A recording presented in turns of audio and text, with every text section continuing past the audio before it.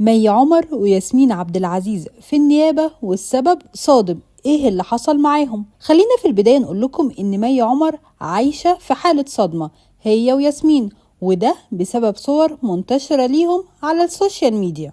مي اللي طول عمرها بتحاول تظهر في احسن صورة لجمهورها ومش بتنزل اي فيديو او صورة الا وهي في احسن اطلالة، وبتكون حريصة انها تظهر بشكل شيك وانيق طول الوقت، اتفاجئت بصفحة بتفبرك ليها ولغيرها من الفنانات صور، والفنانات دول زي ياسمين عبد العزيز وريهام عبد الغفور وكمان هبة مجدي. الصور صعبة قوي وفيها إيحاءات وبتكبر أماكن معينة في جسمهم بالفوتوشوب وكمان بالذكاء الاصطناعي. نقابة المهن التمثيلية قررت ما تسكتش، والنقيب أشرف زكي اتقدم ببلاغ عاجل للنائب العام عشان يقبضوا على صاحب الصفحة دي، وعشان الصفحة تتقفل في أسرع وقت، خصوصا